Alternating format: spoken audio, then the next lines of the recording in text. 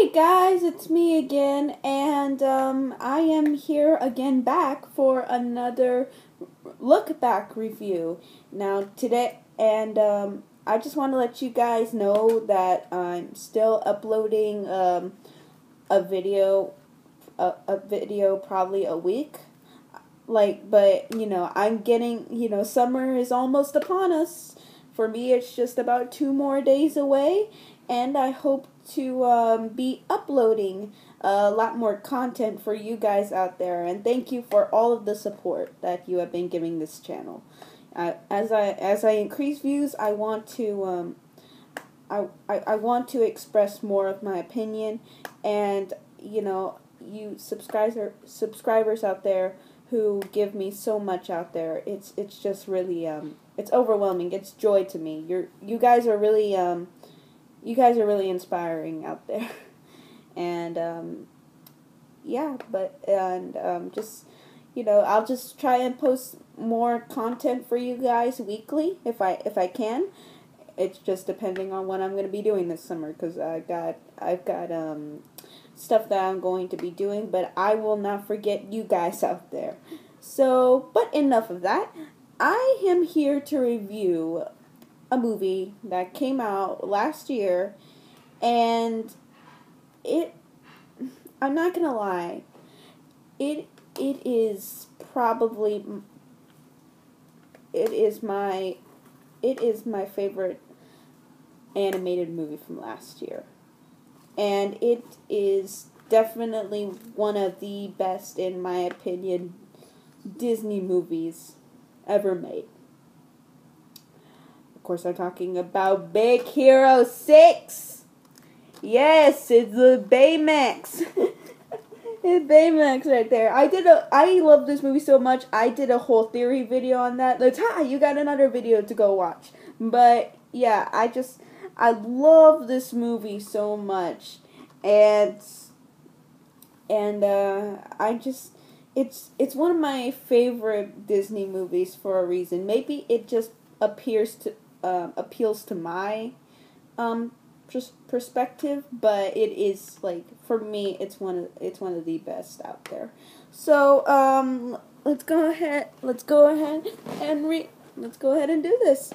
So let me just give you a synopsis on the story. So the story is basically about in the futuristic city of San Fran, Tokyo. There lives a boy named Hero. I'm acting like I'm reading this from the cover, which of course I'm not. No, I'm not gonna do it. Okay, I'm just gonna stay from my perspective of the plot. I'm doing this off the cuff. So in this futuristic city called San Fran, Tokyo, there is a boy named Hero who is who's on that type of path where he wants to do good things, but his mindset is not in the right place for it, and he just keeps on getting into trouble. And he's also a genius as well, a robotic science genius. So, and also he's young. I think in the movie he's about 14 years old. So he registers in a school where he meets. Well, actually, his brother helps him register in the school, where he meets all different types of characters: Go-Go, Wasabi, Honey Lemon, and Fred. And you also got this big, wonderful robot named Baymax that Tadashi built for medical care. And at one night, when Hero's life is about to be turned around for the better, something happens that pretty much gets him into a depression, and it upsets him. It upsets him very greatly, and it turns out that there is this evil plan in the city of San Francisco that is being unraveled and puts Hero in a great mess of danger. So he decides to form a superhero team based on his friends and the lovable robot Baymax. So that's pretty much the synopsis. It's not pretty much the best synopsis ever, but it's off the cuff, so just like I said, and this whole review is going to be off the cuff. So, what do I love about this movie that is even more better than The Lion King? Yeah, I would put this above Lion King, okay? What, are you guys gonna beat me up for that? I'm sorry, this movie is better than Lion King. It's better than Frozen. How about that, Disney fans? How about that? This is so much better than Frozen. And that's coming from someone who thinks Frozen is okay. Check out my Frozen gets a sequel movie news. But what puts this up to probably 3 or 4 in my top 5 of favorite Disney animated films. What puts this up there is everything about it. I love the setting. I love the characters. I love the atmosphere. I love the dialogue. I love the meanings. I love the themes. I love the animation. I love everything about this movie. Everything that is set up. And you know why I love everything about this? Because for so long I wanted mainstream animated movies that are released from major companies. I wanted them to go that extra mile with how to do things in animation. It could be the animation itself. It could be the characters. It could be the storytelling and what it takes to do an animated film. And trust me, those aren't easy to do. So, but what this movie accomplishes in its storytelling, it's unbelievable. It takes its time to tell you its story. It's not really all that rushed, and it takes time to let the environment and the characters sink in, and that's what I love about storytelling and animation, just letting the environment sink in. But so far, let's talk about the story, because I can get really wrapped up in just telling the story. Because first of all, I like that a futuristic city can take place without the apocalypse. Like, we don't need the apocalypse, guys, in every single futuristic story. Just like they did with Tomorrowland that just came out recently. You don't always need to have a dark future. Especially one that's starring teenagers. This is a story that stars teenagers, and it's actually in a futuristic city that's actually happy for once. When can you think of the last time that has happened? But other than the the setting, it has great atmosphere for a futuristic city. It has really great themes in it, which unless you watch the movie, you need to understand those themes. But it has themes of loss, guilt, greed. I mean, it has basically the five stages of depression. It has them all in here, and it also has great themes about loss. And it has great themes about friendship as well. I mean, it does take that extra time and that extra mile to tell you the story, and it really does pay off in the end to tell you that they took time on this story, and they let you know that they really cared about it. And that's what fascinates me.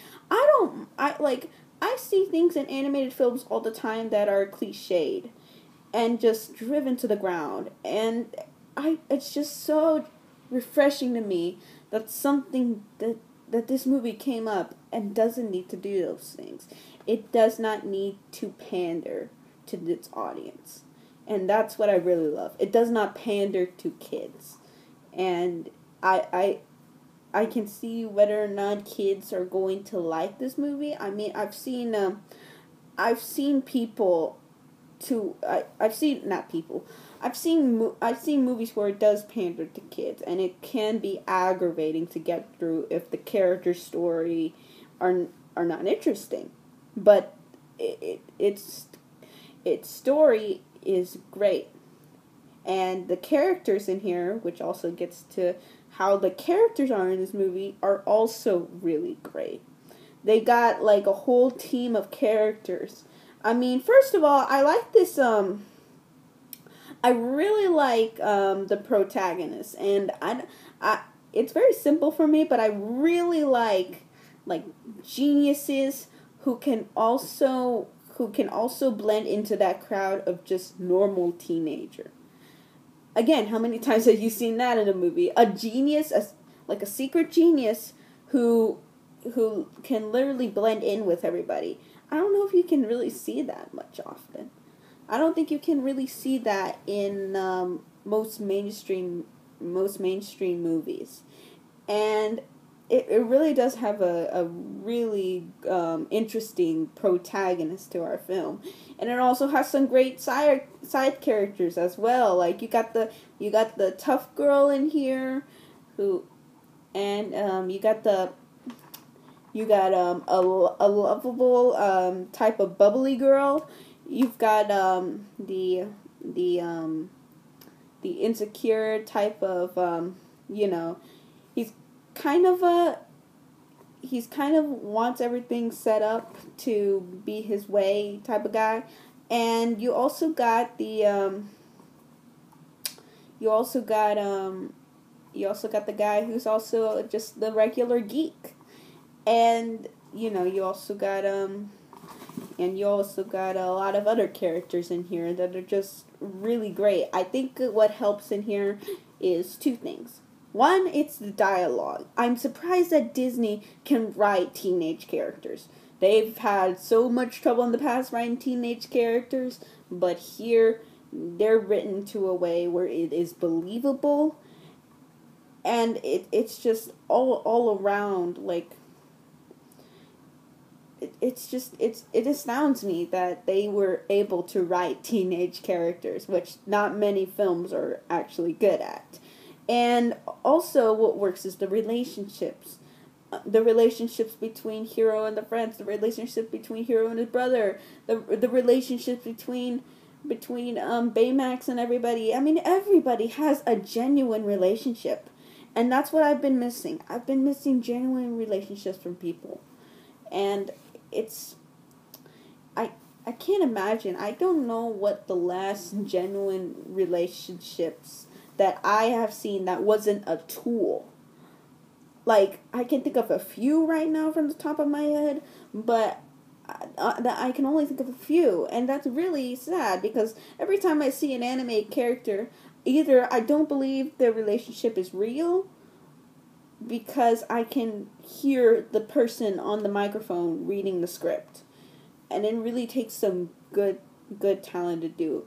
Also, good voice acting on everyone's part. I mean, I don't really notice, like, unless it's really, really good, I don't normally notice the voice acting. But I don't think these people have worked ever in voice.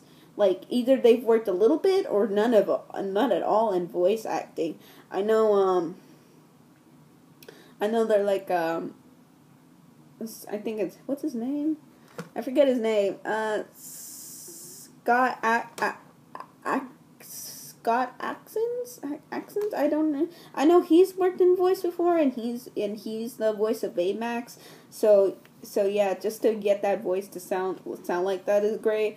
And just everyone does a great job, because I don't think these people worked in voice acting, and good job for them to do this, because it's really great. Of